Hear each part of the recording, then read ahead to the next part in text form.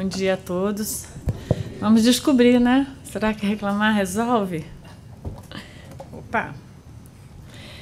Bom ver rostos. Faz tempo que eu não vejo. Muito bom. Então, eu gostaria de iniciar esse tema, acho instigante, porque acho ele absolutamente normal, né?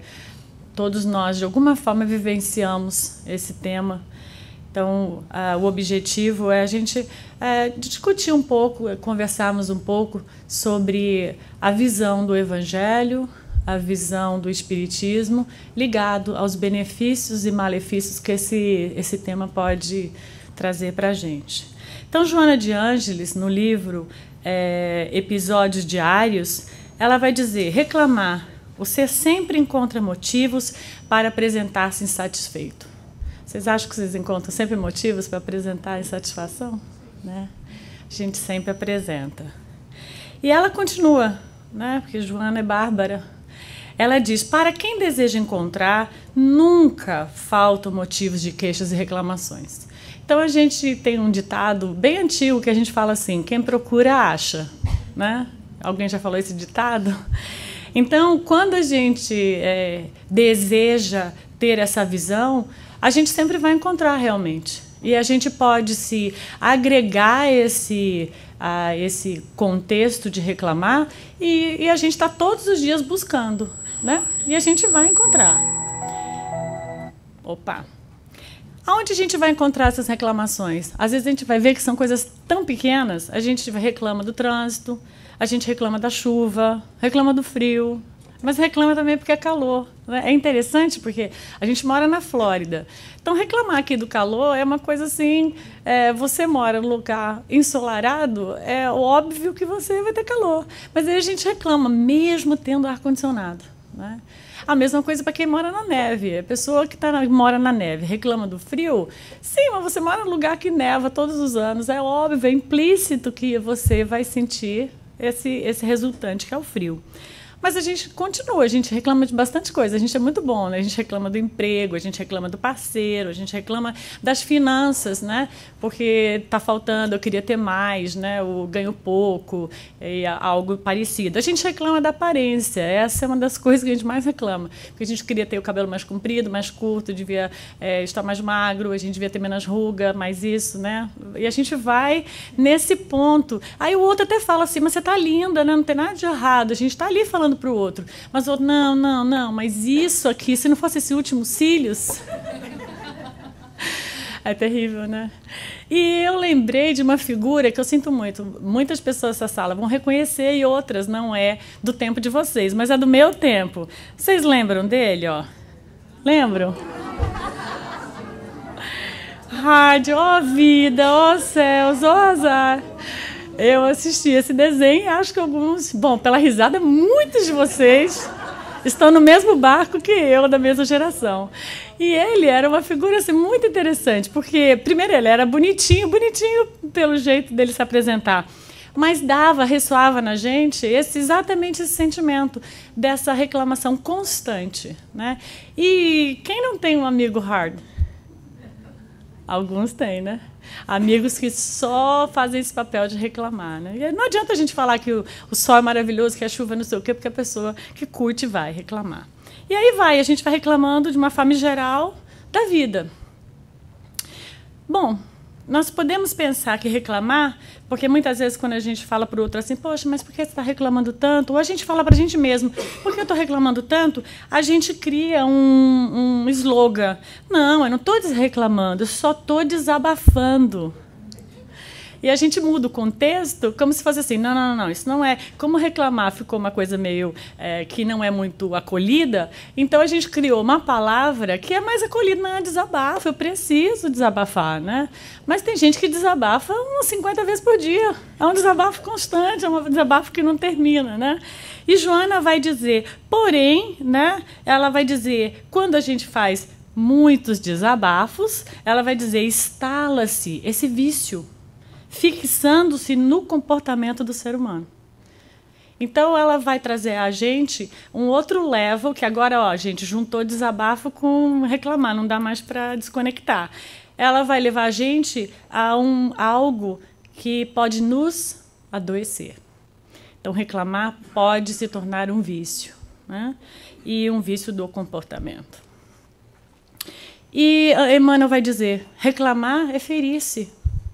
O ato de reclamar mexe com as nossas emoções, tira a nossa tranquilidade e traz à tona um processo angustiante. Porque muitas vezes, nesse processo de nós desabafarmos, nós vamos contextualizando a dor novamente, né? Porque a gente nem estava lembrando muito dela. Mas a gente dá aquele telefonema para uma outra pessoa e a gente conta tudo outra vez. Quando a gente conta tudo outra vez, o que a gente faz? A gente se conecta novamente com aquela dor, né? E quando a gente se conecta, né, na quinta-feira, a Nete Guimarães estava dando uma palestra aqui e ela diz que os cientistas explicaram através de uma observação que eles fizeram, de tirar umas imagens do cérebro das pessoas, que quando a gente sofre no momento sofrido, mas todas as vezes, os cientistas observaram que todas as vezes que você entra em contato de novo com aquele ocorrido, que aciona naquela área do seu brain de sofrimento novamente. Então você sofre pelo que está acontecendo agora, mas você sofre quando você lembra do que aconteceu no passado. Não que a gente deva fingir que não aconteceu, mas quando a gente aciona várias vezes e esse acionar não nos traz uma sensação agradável, a gente precisa começar a questionar se isso é válido ou não válido, né? Então, reclamar repetidas vezes desperta em nós vítima. A gente vai se tornando vítima. Então, nós vamos nos colocando nessa postura de vítima e isso é um processo de adoecimento. Porque quando nos sentimos vítima, o que está acoplado junto com isso? Está acoplado a gente não merecer, porque a vítima é quem não é o beneficiado, né? Então, se muitos são beneficiados e eu me sinto vítima, eu não me sinto assim, prestigiada por Deus. Porque muitas vezes quem é vítima fala, puxa, como é que Deus deixou fazer isso? Isso é uma fala de vítima, né? Puxa, como é que os espíritos não me ajudaram? Mas eles estão lá, né, tentando. Só que você não vê, você não sente a presença. A gente está tão desfocado dessa sensação amorosa que os espíritos transmitem para a gente, porque a gente está tão fixado, como Joana de Ângeles diz, em relação à nossa dor, que a gente não consegue perceber a presença dos desencarnados e até dos encarnados. Puxa, não tenho ninguém para mim. E às vezes você tem um amigo que está ali, que ele está tentando estar com você, está tentando te ajudar, mas como ele não diz as palavras que você gostaria para continuar se retroalimentando da vítima, você não percebe o quanto o amigo está fazendo por você. Então isso vai mexer o quê? A gente vai começar a apresentar um sentimento muito forte de autopiedade. Isso abaixa a estima, isso faz com que a gente não se sinta confiante em nós mesmos e isso começa a atrapalhar no nosso projeto de evolução. Porque nesse momento nós vamos estagnar em algo que não gera mais o quê? Quando a gente estagna, o que não tem? Movimento, não tem ação, não tem atitude, né? Então nós ficamos ali, como Joana fala, paralisados, né? Olha a carinha que a gente faz. Alguém já fez essa carinha? Eu pensei no cachorrinho perdido, mas achei esse gatinho fantástico, porque a gente até fala, né? Fulano está com um cara de cachorrinho abandonado, de cachorrinho perdido. Mas esse gatinho retratou tudo. E às vezes a gente fica fazendo essas carinhas, né? Para chamar atenção, porque a gente quer carinho, quer colo, a gente quer que alguém resolva, a gente quer que alguém faça alguma coisa para essa dor passar. E ficamos fixados nessa carinha e vamos distanciando a nossa possibilidade de cuidar de nós. E aí o Espiritismo ele é assim fantástico e profundo nisso, porque o lema é cuidar de nós, né? O lema do Espiritismo é nos autoconhecermos, nós nos encontrarmos diante desta manifestação de Deus que nos criou para que a gente possa dar esse crescimento consciente. Quando a gente faz isso e fica de vítima, o que a gente faz? Nós vamos terceirizando culpas. Nós viramos profissionais em terceirização. Né? Porque tem terceirização de serviço, que é muito legal. Né? Você faz uma parte e você manda para outros para poder fazer. As indústrias fazem isso. Mas, às vezes, a gente faz isso. Então, a gente terceiriza, por exemplo, o culpado, ele é o parceiro. Então, se a gente ficar fixo que a parceira ou parceiro é o culpado é culpado que eu não sou feliz, o parceiro é o culpado que não me entende, não me dá apoio, não me ajuda. E a gente fica, às vezes, toda a culpa da infelicidade que a gente tem é o parceiro ou a parceira. E a gente fica fixado, terceirizando. Eu queria ir no centro, sabe? Mas meu marido não deixa. Puxa, quem sabe na outra encarnação. Eu queria estudar. Puxa, mas né, minha mulher não ajuda. E a gente fica, eu queria, mas o que eu vou fazer? Não posso, né? Por isso eu ganho tão pouco, porque não tenho apoio. E a gente fica nessa batida da terceirização e haja, né? Nem sei como é que o parceiro aguenta. Ou então a gente faz isso. A culpa é do chefe. O chefe não me valoriza, eu ganho pouco porque ele não me reconhece, ele não me dá uma chance, o chefe está me perseguindo. Né? E a gente entra nesse processo. Sim, mas por que você está nesse emprego? Por que não procura outro?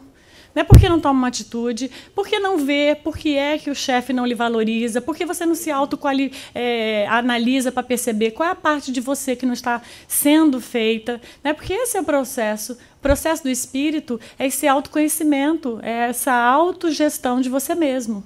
Então, quando a gente não faz isso, nós ficamos... Né? E, às vezes, nós nos envolvemos o quê? A culpa é social, é o governo que não me ajuda. Né, é a violência, eu sofro, né, sofro porque o outro não faz a parte, puxa, se fosse de graça, puxa, o governo não me dá assistência médica, puxa, mas... E a gente fica, né, como se isso fosse o que realmente ocasiona os males que eu vivo. E isso também isso é uma consequência do círculo vicioso de reclamarmos. Então, a gente pode ler, né, keep calm, hein? Joga a culpa no terceirizado. Funciona. A gente se engana por um tempo que está funcionando. Às vezes o tempo é um dia, às vezes o tempo é uma semana, às vezes a gente se engana por 30 anos, por uma encarnação. A gente se engana por algumas encarnações, dependendo do quanto persistente a gente for nessa fixação.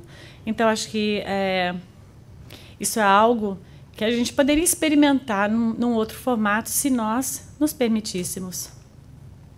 Então, esse vício de comportamento nos mantém como? Paralisados no passado. Porque tudo que a gente falou até agora está ligado no passado. Nada do que a gente disse está ligado no futuro. Então, quando eu reclamo do que o meu chefe não fez, passou. Quando eu reclamo do apoio que eu não recebi, passou.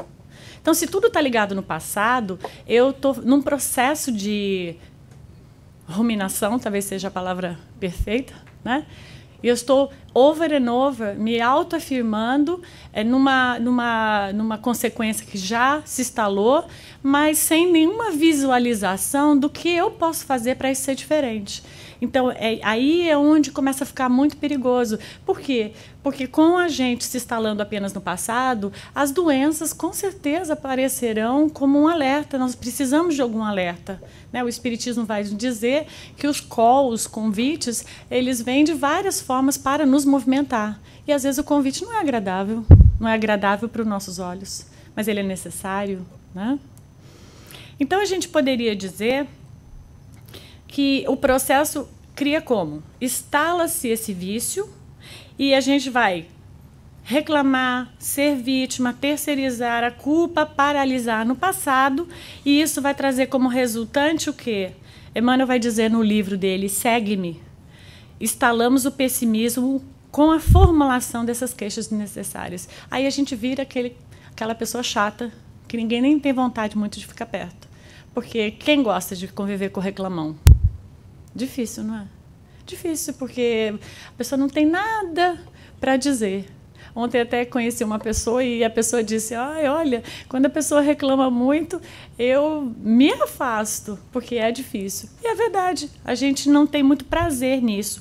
E isso tudo junto, que a gente falou até agora, vai criando o quê? Esse círculo vicioso vai fazendo com que a gente vire esse pessimista, que a gente abaixe nossa vibração, que a gente entre no estado de desequilíbrio, que a gente adoeça.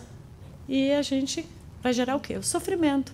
Então, isso é uma cadeia que a gente, de alguma forma, está entrelaçada dentro dela. Se continuarmos, né? Claro, isso aí só serve para as pessoas que estão reclamando. Quem não reclama não vive isso. A maior parte disso não vive, né? Então, é interessante a gente pensar que antídoto seria para isso, né? Porque reclamar é uma estratégia ineficaz. Isso não é uma estratégia que funciona. E é interessante porque, na maioria das vezes, a gente já sabe que não funciona, mas a gente usa como válvula de escape, talvez, para... Não pode ser para sentir melhor, porque a gente não se sente melhor, mas a gente usa como válvula de escape para, de alguma forma, fazer com que isso saia de nós. Então, o desejo de reformulação, eu até penso às vezes, será que atrás de uma grande reclamação ou de um vício de reclamação não há um grito interno de um desejo enorme de mudança? Né? Porque quando a gente reclama muito, eu penso assim, a pessoa está numa encruzilhada. E, né, a gente reclama, e nessa encruzilhada, de alguma forma, ela vai ter que fazer uma opção. Ou porque ela não aguenta mais e essa reclamação vai fazer com que ela tome uma atitude, ou ela vai se acomodar, mas ela vai se aquietar de alguma forma. Então, é um convite, esse desejo, a fazer com que a gente reflita para mudar. Mas se a gente for pensar isso, como parar de reclamar?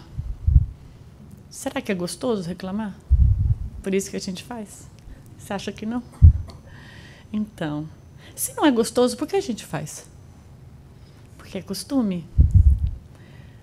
Então, como vocês acham, né, que a gente poderia parar de reclamar? Então, tem um rapaz na internet que ele chama Seiichi Arata, ele é um japonês brasileiro, e ele tem um trabalho na internet interessante. Ele é um rapaz bem novinho, mas que ele é um coach de comunicação.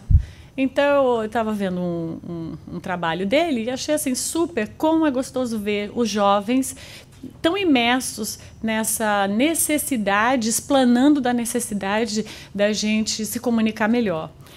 Então, o projeto do papel e caneta, porque eu acho que realmente às vezes a gente precisa parar e fazer certas anotações na nossa vida para que a gente relembre, porque muita coisa entra e depois a gente não volta mais. Então, ele faz uma seguinte pergunta para que a gente faça para nós mesmos. O que nós queremos alcançar por trás da nossa reclamação? Aí eu fiquei, não é interessante? Porque, tudo bem, como que a gente vai sair da reclamação? Então, acho que a primeira pergunta o que tem por trás da minha reclamação? O que eu estou querendo que eu estou reclamando? Então, assim, eu escrevi algumas sugestões para que a gente pensasse. Às vezes a gente está reclamando porque a gente quer ser entendido. A gente quer ser valorizado. A gente quer ser respeitado. O outro não, a gente sente que o outro não nos respeita e nós estamos em busca do respeito. Às vezes a gente só quer ser ouvido, a gente quer ser amado. E o que a gente está requisitando, por exemplo, é ser aceito. Existem várias, né? Os pontinhos é porque a gente pode estar requisitando o quê? Alguma coisa. Então, que a gente possa parar daqui para frente e começar a pensar, quando eu reclamar, o que eu estou buscando? Né? Para que eu possa sair desse vício que me negativa, que me deixa pessimista, que faz eu sentir tudo isso que Joana e Emmanuel falaram. Então, à medida que a gente encontra essa resposta, então vamos supor, eu estou esperando ser respeitada. Então, eu reclamo, porque o que eu sinto é que o meu parceiro não me respeita, por exemplo, não respeito. Então, se eu localizo o que é que eu estou buscando naquela reclamação, aí eu posso partir o quê? Para uma outra pergunta, que seria, além de reclamar, né, porque isso aí a gente já está tirando de cena, quais são as outras estratégias para a gente poder alcançar essa nossa necessidade? De que forma eu vou atuar para que esse respeito aconteça? Porque a gente faz uma reclamação, não sabe o motivo. Agora a gente já sabe, a gente localizou lá, uma hipótese, o respeito. Mas na hora que eu descobri, eu respeito, que legal. Mas e agora? Como é que eu vou fazer para que esse respeito aconteça? Porque eu leio em Kardec, eu leio no Evangelho, eu leio nas obras complementares, um monte de coisa que fala do que representa respeito. Eu faço as aulas, eu assisto palestras, eu dou a mim mesma todos os recursos para que eu possa entender o que significa o quê? Porque respeito é um valor moral. O que é um valor moral? Mas como é que eu vou fazer para que isso seja inserido dentro do meu contexto, da minha realidade? Como é que eu vou colocar isso em prática? Então, essa é a pergunta 2. Então, algumas sugestões, por exemplo, a gente poderia usar o quê? O que a gente vai ter que acionar para descobrir de que forma eu vou fazer com que esse respeito aconteça? Eu tenho que acionar o que é meu, a minha criatividade. Eu posso acionar a minha experiência, posso acionar a minha inteligência, a minha maturidade, a minha energia, a minha fé. Eu vou ter que acionar condições que eu já compus dentro de mim, que eu já me habilitei para poder fazer o uso disso para a minha própria vida. De que forma eu vou fazer com que isso aconteça? Aí entra o recurso. Eu até digo para as pessoas, quando a gente tem dúvidas, abre o Livro dos Espíritos, assim, aleatório, fecha os olhos, faça uma oração, você pode ter certeza que a resposta está lá. Aí você abre, não, acho que o livro está viciado, vou fechar, vou abrir outra vez. A página, acho que eu fiz uma orelhinha, agora, tá vendo? Não, nada a ver, aí fecha, outra vez. Não, vou pegar outro. Porque a gente sempre tem um pequenininho, um grande, um que a gente ganhou, um que foi sorteado aqui, que a gente merecia também, ganhou também. Então a gente vai lá no outro e diz, não é possível. Porque a resposta está lá. Sempre as questões que estão emergindo dentro do nosso inconsciente, trazendo para a nossa consciência, as respostas elas vêm para nós. Por quê? Porque os espíritos buscam nos ajudar a facilitar que a gente enxergue aquilo que é bom para nós. Tudo bem, a gente pode perguntar para o amigo, pode perguntar para o parceiro, a gente pode perguntar para uma autoridade, uma pessoa que a gente respeita e acha que a pessoa vai ter a resposta, mas no fundo, quem vai aplicar aquilo que a outra pessoa possa dizer é você. Então você vai ter que saber como, dentro de você vai saber aplicar isso. Às vezes, numa conversa, a pessoa fala, dá para você escrever isso que você está me dizendo? Para poder chegar lá e falar, não funciona. Você tem que trazer de dentro de você de que forma você vai fazer isso, se isso é o ideal.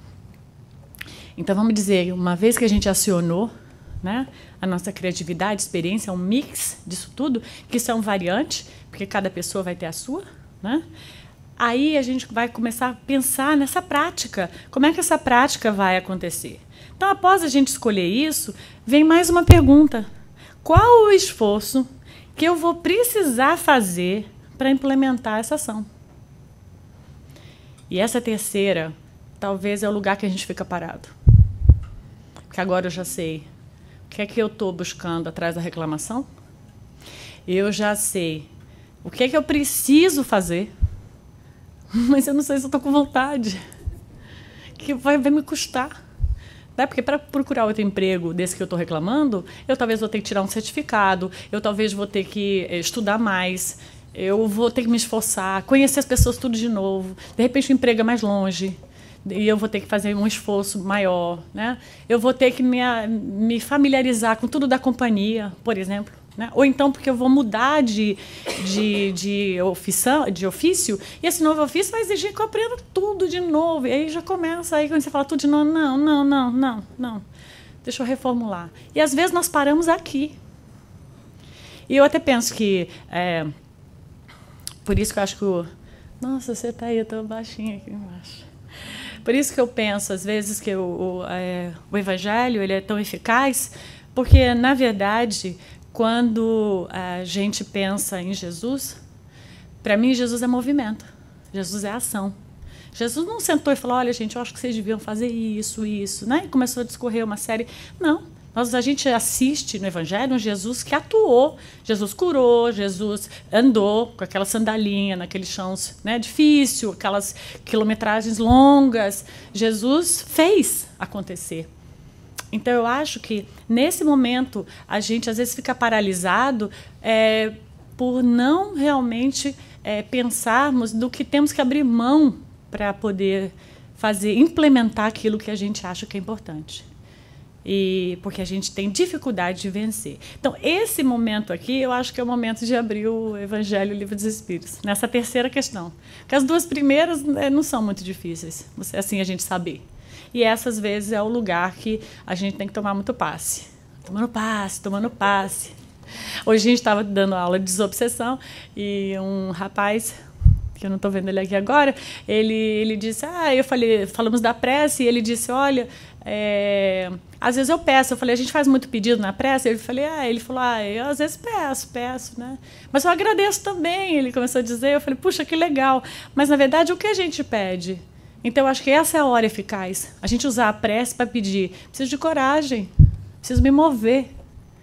Então, essa é a hora da gente utilizar a prece num intuito positivo. A prece pode ser uma meditação, a prece pode ser da forma como cada um idealiza, se sente confortável, mas esse contato que a gente está fazendo eu preciso me mover. Esse é o convite da vida. Porque, às vezes, quando a gente não se move, a vida convida bem strong e move a gente. Não é verdade? A gente está paradinho falando, não quero isso para mim. Mas a vida vem e vamos, vai ser bom. Né? O quê? Vai doer, mas vai ser bom. E às vezes precisa doer, né? Porque a gente precisa doer. Então aí entra o quê? Que sacrifício eu vou fazer? Então vai exigir às vezes que eu tenho que me desapegar, né? Eu não quero fazer isso porque vai baixar meu padrão de vida. Eu não quero fazer dieta porque eu não vou poder mais comer o que eu gosto. Eu não quero, né? Então, você fica naquela viagem da segunda-feira. Segunda, né? Por quê? Porque onde está implícito? É a pergunta 3. Eu sei o que eu tenho que fazer. Não, eu vou buscar uma nutricionista. Sim, qual é a parte que você não entendeu ainda que você não pode comer? A gente já sabe tudo, não sabemos, né? Tudo que não pode, a gente já sabe. Só que a gente fica buscando estratégias, a pílula mágica, o algo que não faça com que eu faça esforço. Então, a gente dá essa paradinha. E, às vezes, a gente precisa fazer algumas dessas mudanças, né? Às vezes, eu não separo, né, porque eu não quero baixar o padrão de vida. Às vezes, eu não troco de trabalho porque eu não quero ter mais trabalho, né? Às vezes, eu não tenho filhos porque eu não quero deal com essa situação de ter que educar alguém. Então, nós vamos, né, nos estagnando nessas situações. Então, a gente poderia pensar que alguns podem paralisar nessa parte porque não querem pagar o preço do esforço que vai fazer.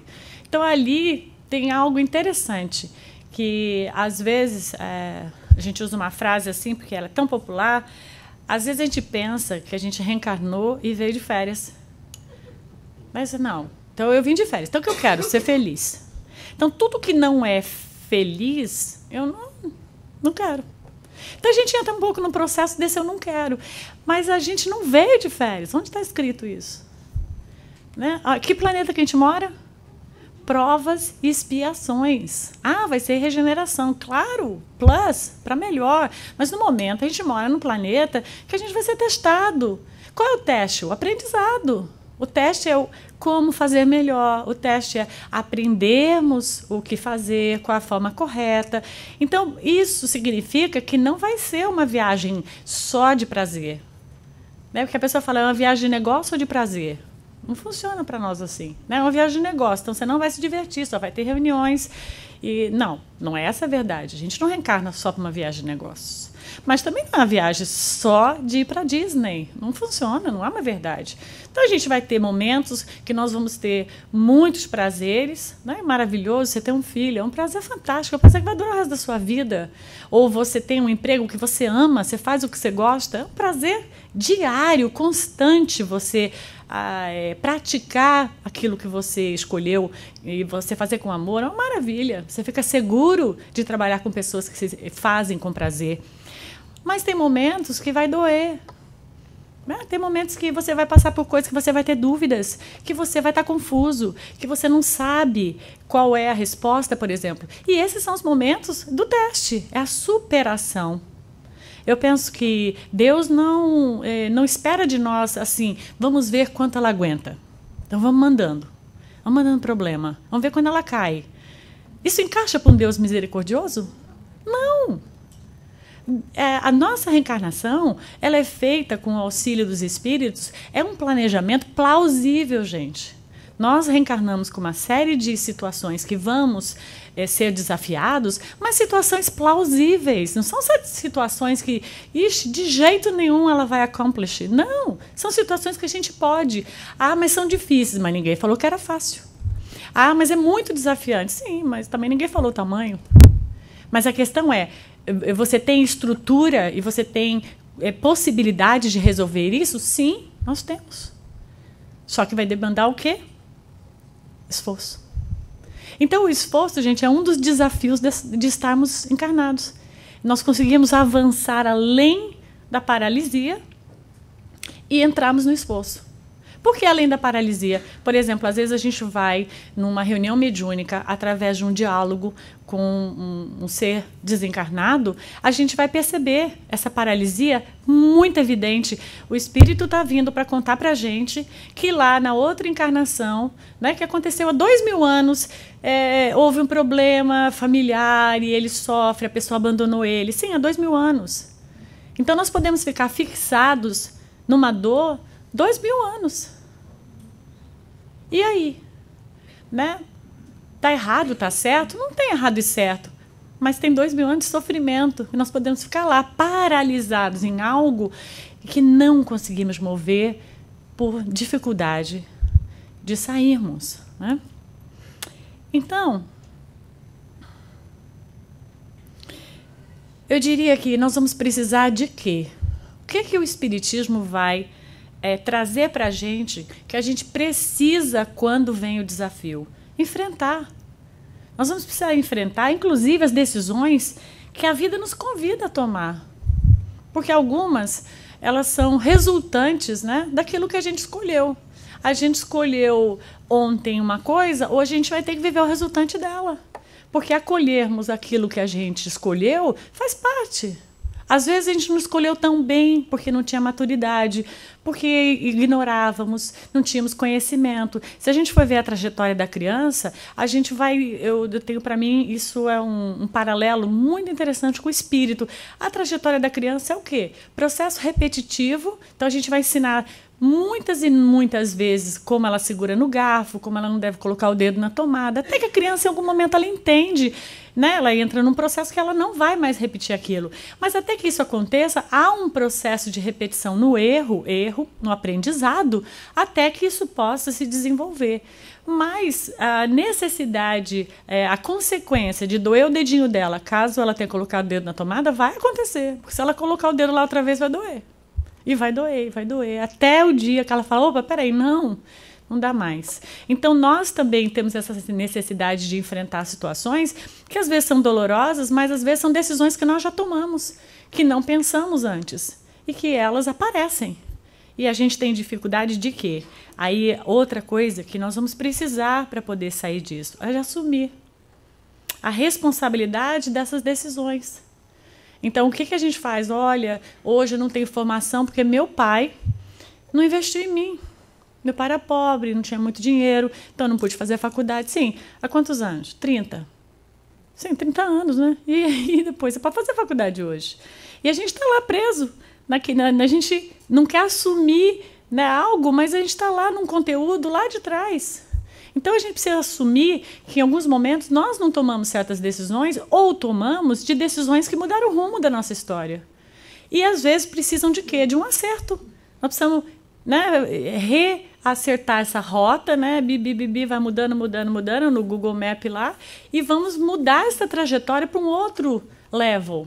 E não importa a idade, porque a idade não faz diferença.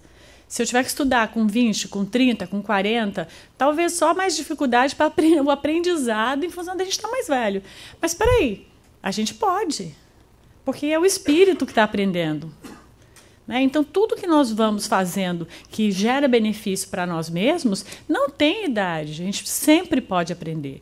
Então, esse assumir, ele fica muito importante, porque quando eu assumo, eu falo, opa, então, de uma próxima vez, eu consigo lembrar melhor. Se eu sempre estou terceirizando e buscando, aconteceu isso por causa disso, eu nunca consigo perceber que, puxa, eu podia ter mudado minha trajetória. Era só eu ter assumido.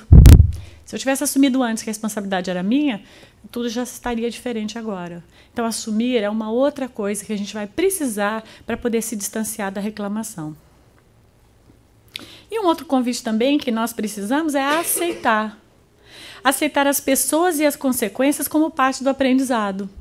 Porque isso é um processo extremamente doloroso. Por exemplo, tomei uma atitude, o resultado não foi bom e eu não me perdoo por ele. Isso é uma dor imensa. Isso é uma grande dor que gera grandes doenças profundas. Por quê? Porque eu não me perdoo de ter feito essa escolha. Olha o que essa escolha fez comigo. Agora aconteceu isso, porque eu errei.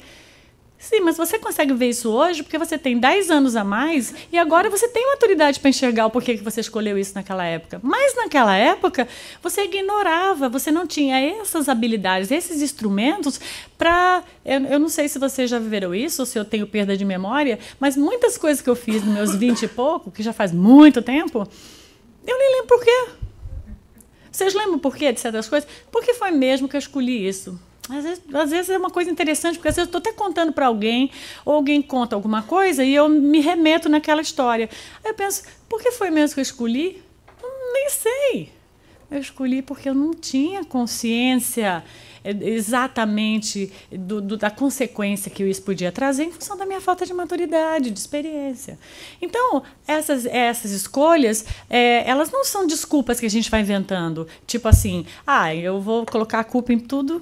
Falta de inteligência, ou falta de maturidade, ou falta de percepção. Não, mas a gente tem que perceber que se nós não nos desprendermos daquilo que nós não fizemos bem, a gente não tem um espaço para fazer melhor. Porque a gente está sempre não acreditando que nós vamos fazer melhor. E isso faz na recorrência da reclamação e a dificuldade de a gente aceitar.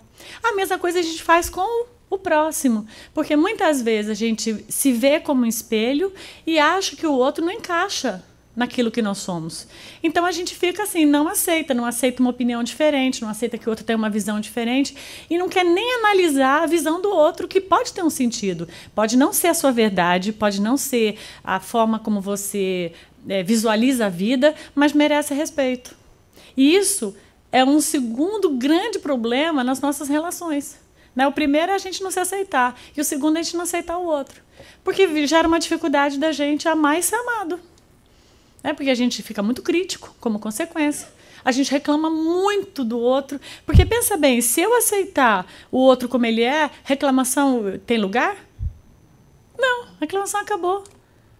Mas o outro gosta de ficar com o cabelo branco, o que tem? Não é demais. Porque tem um cabeleireiro bom como eu tenho. Se tivesse uma cabeleireira boa, não ia ficar cabelo branco. Mas o outro gosta. Mas o que tem? Mas a gente está sempre assim. O meu modelo é o melhor e o modelo do outro é pior. E a gente, nessa reclamação, faz com que a gente não consiga aceitar a diferença. E hoje eu estava dizendo isso na aula. Se Deus achasse que cada um, para poder crescer na sua jornada evolutiva, pudesse morar num planeta separado, ele tinha feito. A gente tem noção do tamanho do universo? Nem tem noção. Mas hoje a gente sabe, através do pessoal que estuda, que o universo, bicho, é imenso. Você não acha que daria para ter um planetinha para cada um de nós? A gente fica sozinho. Tem trânsito no seu planeta? Não. Tem alguém que reclama alguma coisa com você? Não. Você tem desafio? Não. Seu planeta, você faz o que você quer, acorda na hora que você quer, não tem despertador. Não tem ninguém para botar notícia. Não seria ótimo? Mas essa não é a forma como Deus criou. Então não tem um propósito, A gente tem que levantar um question mark. Não tem um propósito do porquê que a gente nasceu e tem que ficar junto? Então o propósito tem que ser porque é através do outro que eu cresço. Então se eu não aceito o outro, como eu cresço? Então é através do outro que eu aprendo. Eu vou na casa do outro, ele me diz uma série de coisas. Eu aprendo com o outro. É nessa troca. Então, a aceitação é a aceitação do movimento, da forma como Deus nos criou, que é juntos. O fora da caridade não há salvação, não é a caridade de dar a esmola. A caridade é a troca, é a interação, é a doação de nós mesmos. É a troca com o outro, é essa a caridade. A caridade é o enxergar o outro. A gente poderia colocar uma lista embaixo da palavra caridade que estaria correta. Então, a caridade é eu perceber o outro. Como eu percebo o outro se eu não aceito? Então, aceitar está implícito no perceber o outro, né? Então, aceitar é uma outra coisa bem legal que a gente pode fazer para sair desse contexto. Mas a gente também vai precisar do quê? Acionar a fé como fonte criadora. A fé que a gente pode enxergar melhor, a fé que a gente pode entender melhor, a fé que a vida pode ser melhor. A fé não precisa ter um contexto religioso. A fé em nós mesmos, a fé no nosso potencial. Porque nós já somos luz. Nós somos luz de um Criador que é luz. O que a gente ainda está treinando é resplandecer nossa luz. Então, resplandecer nossa luz é nosso trabalho. Então, é a fé nessa possibilidade de resplandecer nossa luz, né? Então, outra coisa que a gente vai precisar é de desenvolver a gratidão. A gratidão por tudo, por todos, todo o tempo. Bastante coisa, né? Então, uma pessoa me disse outro dia, mas então o tempo todo eu devia agradecer tudo? Devia agradecer quando eu abro o olho, porque, puxa, não me levaram ainda. Voltei outra vez. Não, porque a gente vai dormir, vai embora, você pode nunca mais acordar. Então, quando você abre o olho, olha, voltei. A pessoa me deu chance mais um dia. Mais um dia eu vou ter chance de aprender coisas, né? E aí vai, a hora que eu vou tomar um café, ainda bem que eu tenho a comida. E a hora, né? Ainda bem que eu tenho esse chefe, mal ou bem eu tenho um emprego. Eu posso sair dele, amanhã eu vou fazer um planejamento, mas esse hoje é minha realidade, esse chefe é minha realidade. E assim vai. Então, o dia poderia ser uma gratidão constante? Com certeza. E o que a gratidão faz? Nos distancia da reclamação. Porque reclamação e gratidão não combina.